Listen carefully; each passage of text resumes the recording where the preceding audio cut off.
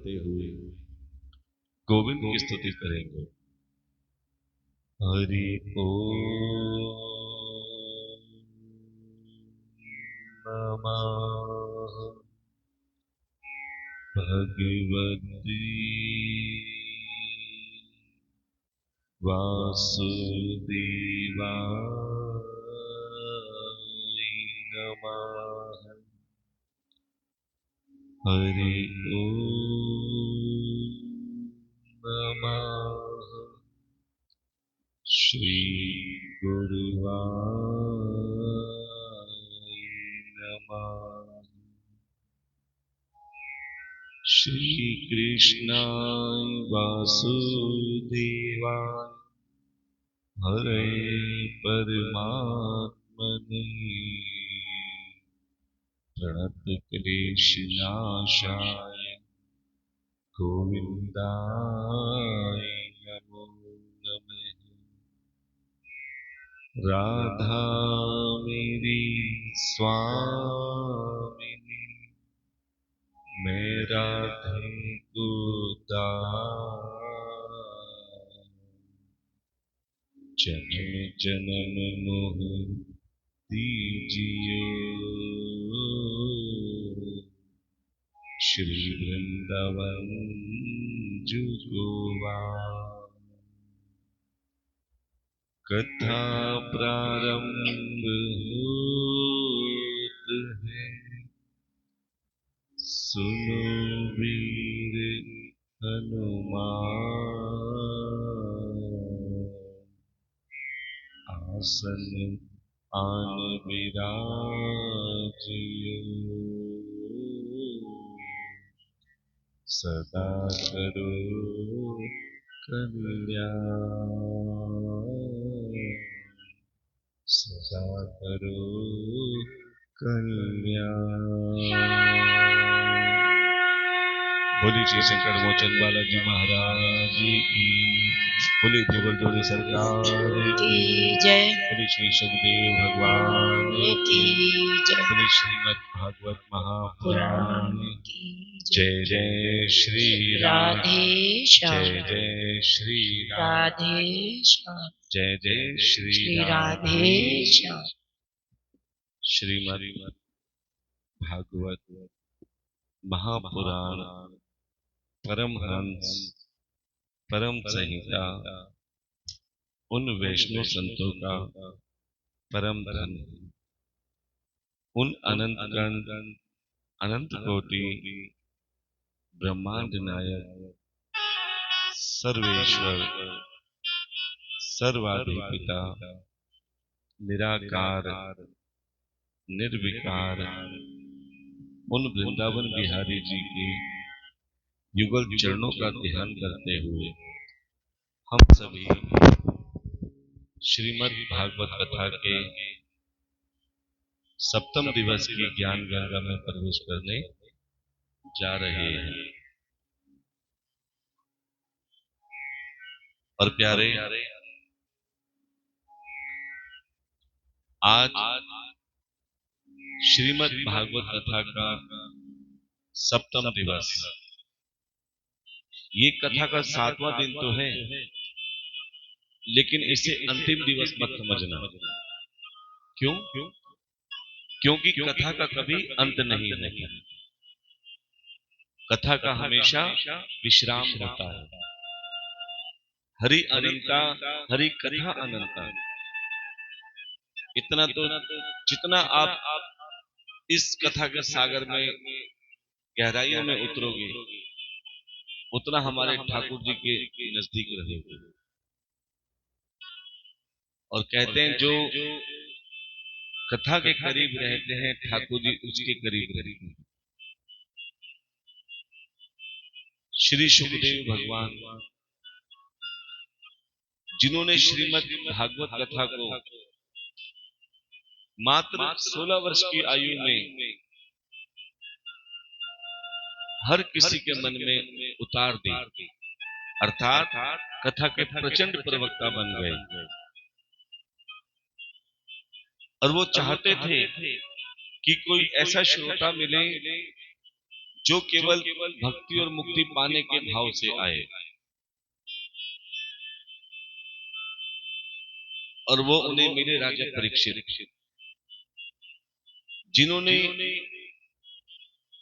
एकाग्र मन से भूखे प्यासे रहकर 7 दिन कथा श्रवण करी, क्योंकि उन्हें पता था कि 7वें दिन मेरी मृत्यु निश्चित होने वाली है।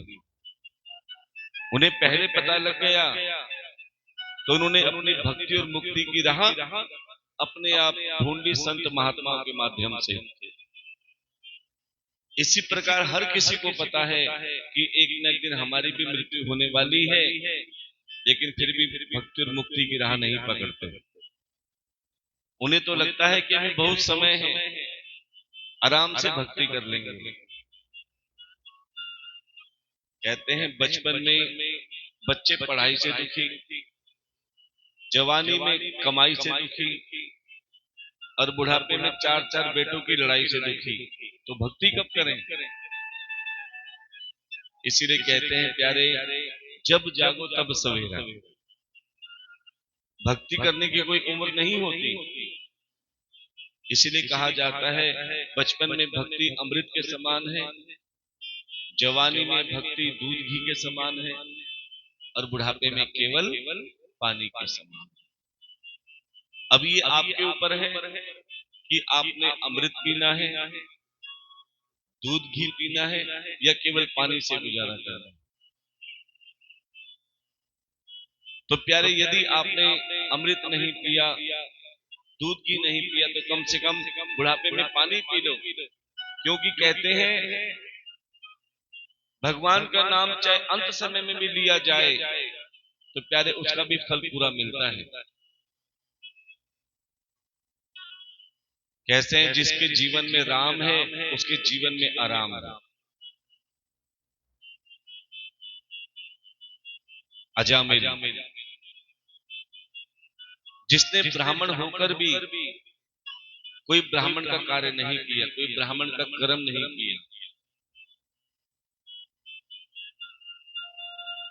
बल्कि एक दासी के चक्कर में अपने भरे भराए घर को नरक बना दिया। अच्छा वाला परिवार था, पत्नी थी,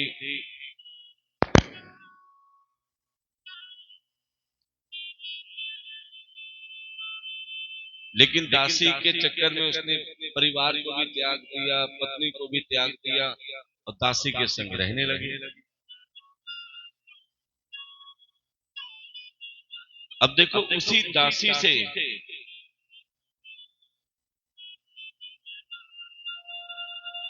उस अजामिल के 9 पुत्र हुए। कितने पुत्र हुए? अब 9 पुत्र उसका कहना नहीं मानते थे। क्यों? क्योंकि अपने जीवन में कभी अजामिल ने अपने माता पिता का कहना नहीं माना। कहते कर्म लौट के आते हैं। अगर आप चाहते हो कि हमारे बच्चे हमारे कहना माने, हमारा आदर करें, हमारा सत्कार करें, तो उनके सामने अपने माता पिता का आदर करना सीख लेना, क्योंकि जो बच्चे देखते हैं वही सीखते हैं। अब अजामिल को बड़ा दुख होता था कि मेरे बच्चे मेरा कहना नहीं मानते, अपमान करते हैं, लेकिन फिर उसे याद भी आता था कि जब मैंने अपने माता पिता का कहना नहीं माना तो ये कैसे मानेंगे।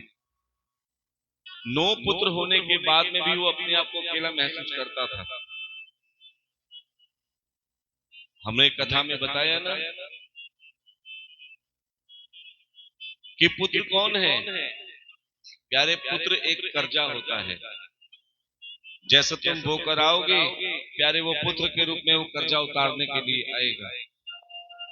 अगर आपने किसी का धन हरण किया है तो वो पुत्र बन के तुमसे लेता रहेगा। अगर आपने किसी का अपमान किया है तो वो पुत्र बन के तुम्हारा अपमान करेगा। अगर तुमने किसी को कष्ट पहुंचाया है तो हो सकता है पुत्र बन के वो तुम्हें भी कष्ट पहुंचाए। यदि तुमने किसी की सेवा की है तुमने किसी का सत्कार किया है, सम्मान किया है, तो प्यारे वो श्रवण कुमार बन के भी आके तुम्हारी सेवा करेगा, क्योंकि ये सत्कर्म का कर्जा उतारने के लिए आया है।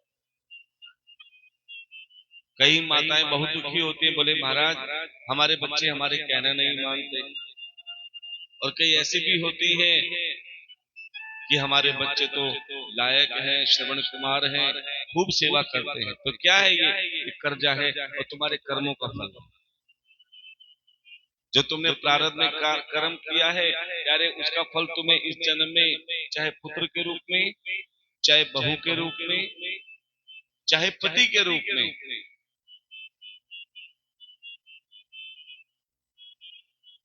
अगर पिछले जन्म में किसी ने आपकी सेवा की है, ध्यान देना,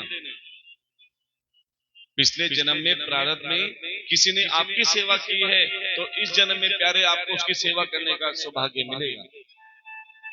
वो बैठा बैठा सेवा करवाएगा। क्यों? क्योंकि वो तुम्हारी सेवा करके आया है। इसलिए कभी भी किसी भी कर्म से पीछे मत हटना, ये मेरे प्रारब्ध के कर्म ही है। अजामिल के साथ भी ऐसा होता था प्यारे, कोई पानी पूछने वाला नहीं था, क्योंकि जो पत्नी पूछती थी उसे तो त्याग दिया। जिस दासी के चक्कर में पड़ा था वो दासी नहीं पूछती, बच्चे नहीं पूछते, अब वो किसके सहारे जाए। तभी कहते हैं प्यारे, जब पापों का अंत आता है ना, जब दुखों का अंत आता है, तो घर में संत महात्मा के चरण डल जाते हैं। समझ लेना हमारी गिनती अब सुधरने वाली है, तकदीर के रास्ते खुलने वाले हैं। तभी प्यारे कुछ संत महात्मा की टोली घूमते घूमते घूमते उस अजामिल के घर में आ गई, क्योंकि अजामिल ब्राह्मण था। जैसे अजामिल के घर में संत महात्मा के चरण डाले, देखते ही कहने लगे, अरे अजामिल तुम हो तो ब्राह्मण, लेकिन तुम्हारे घर से दिख नहीं रहा कि तुम कोई ब्राह्मण का कर्म करते हो। देखो दो चीजें होती हैं इंसान को पहचानने की, एक तो उसके हालात और एक घर का रख रखाव। उससे पता चल जाता है कि इंसान की क्या पोजीशन है। तुम्हारे हालात भी ठीक नहीं रहे और घर की व्यवस्था देखकर तो लग रहा है कि तुम बहुत दुखी हो। अजामिल ने तुरंत हाथ जोड़ लिए कि महाराज मैं बहुत दुखी हूं। नाम कर्म का तो ब्राह्मण हूं, नाम का भी ब्राह्मण हूं, लेकिन कर्म नहीं करता। क्यों? क्योंकि जैसा किया संग वैसा चढ़ा रंग। मैं दासी के चक्कर में पड़ के मैंने अपने जीवन को नरक बना दिया। इस आस में पुत्र किए कि बुढ़ापे मेरी सुख देंगे, लेकिन सब मुझे मुख मोड़ के चले गए। और अभी अभी कुछ समय पहले दासी से 10वां पुत्र भी हो गया। क्या करूं, बहुत दुखी हूं। अब संत महात्मा से पूछा, कहते हैं कि संतों को मानो या मत मानो, लेकिन संतों की मानो। गुरु को मानो या मत मानो, लेकिन गुरु की मानो। बोले महाराज मुझे कोई ऐसा उपाय बताओ जिससे मेरी मुक्ति हो जाए। पूरा जीवन निकल गया, अभी तक सोचा नहीं मुक्ति के लिए, लेकिन जब देखा जीवन समझ में कब आता है, जब जीवन निकल जाता है। लेकिन संत महात्मा ने कहा, अजामिल अभी भी कुछ नहीं बिगड़ा,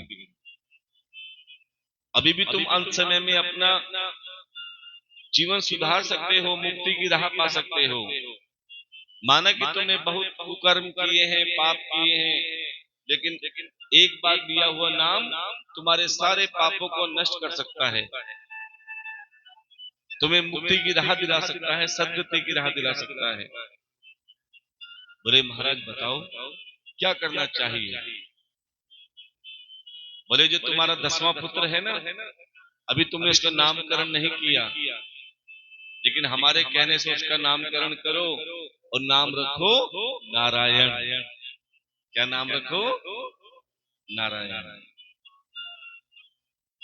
पहली बार अजामिल ने संतों की वाणी पर विश्वास किया और संतों का कहा माना। आज तक तो अजामिल संतों का मजाक उड़ाता था,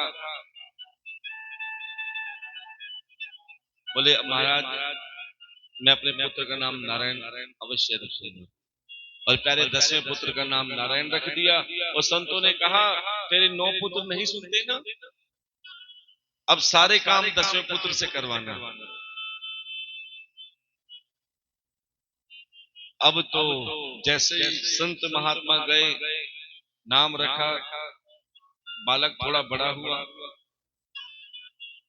अब जो भी कार्य करता करवाता उसी 10वें पुत्र से करवाता। नारायण ये ले आ, नारायण वो ले आ, नारायण सब्जी ले आ, नारायण कुछ भी ले आ, सुबह शाम तक नारायण नारायण निकलता उसके मुख से।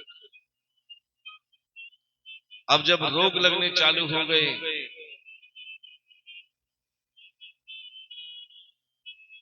तो अजामिल कहता नारायण अब मुझे लगता है कि अब मेरी सांसें बहुत कम है,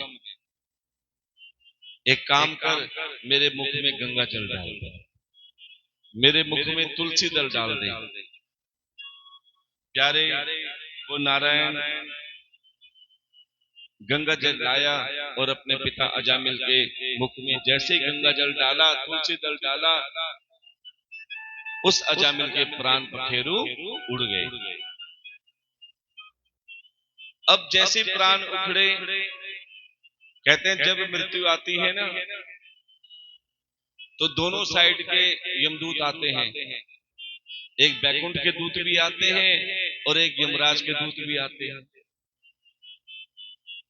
अब पहले यम के दूत आए, अजामिल को पाश में बांधकर पकड़कर जाने लगे। तभी बैकुंठ के दूत आए, बोले इसे मत ले जाओ। बोले क्यों? ये तो पापी है, पतित है, इसने कोई पुण्य का काम नहीं किया, कोई दान पुण्य नहीं किया, कोई सेवा नहीं की। तब बैकुंठ के दूत कहते हैं नहीं नहीं, इसने भगवान का नाम लिया है, नारायण का नाम लिया है। यम के दूत कहते हैं इसने कोई नारायण का नाम नहीं लिया, इसने तो अपने पुत्र का नाम लिया है। पुत्र का नाम क्या था? नारायण। इसने अपने पुत्र का नाम लिया है, भगवान का नाम नहीं लिया। तब बैकुंठ के दूत कहते हैं चाहे पुत्र के रूप में नाम लो, चाहे भाई के रूप में नाम लो, चाहे सखा के रूप में नाम लो, अगर तुम्हारे मुख से भगवान का नाम निकला है तो उसका उद्धार निश्चित है। देखो संत महात्मा ने नारायण क्यों कहा? क्योंकि तुम किसी भी रूप से जब भगवान का नाम लेते हो तो ये अभ्यास होता है। संत महात्मा कहते हैं ना कि माला फेरा करो, इसीलिए कहा जाता है। माला का कोई वैसा विधान नहीं है। क्यों कहा जाता है? जब तुम एक बार को बार बार बोलोगे तो वो तुम्हारे मन में उतर जाएगा।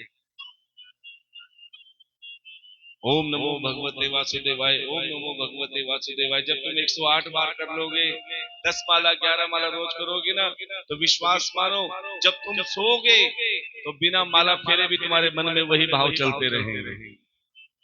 इसीलिए कहते हैं कि प्यारे ये अभ्यास जरूरी है। कथा में भी कोई शुरू में 10 मिनट आता है, कोई 15 मिनट आता है, धीरे धीरे एक दिन आता है, और जिसको अभ्यास हो जाता है प्यारे वो 7 दिन भी आता है। जिसका मन लगने लग जाता है वो हर कथा में आता है। थोड़ा अभ्यास तो करो। और कहते हैं जिसका कथा में मन लग जाता है समझ लो उसका भगवान में मन लग जाता है, और जिसका भगवान में मन लग जाता है प्यारे भगवान का उसमें मन लग जाता है। और प्यारे जाते जाते भी जब नारायण कहते कहते अजामिल को इतना अभ्यास हो गया, अब तो प्यारे वो अंत समय में भी यही इच्छा जागृत करने लगा कि जिसका मैंने नाम लिया है प्यारे अंत समय में उसके दर्शन मुझे हो जाए। तो प्यारे जैसा भाव बनाओगे प्यारे वो काम अवश्य होगा। तो आइए बड़े भाव से प्रभु से यही कहेंगे कि हे गोविंद, जब हमारा अंत समय आए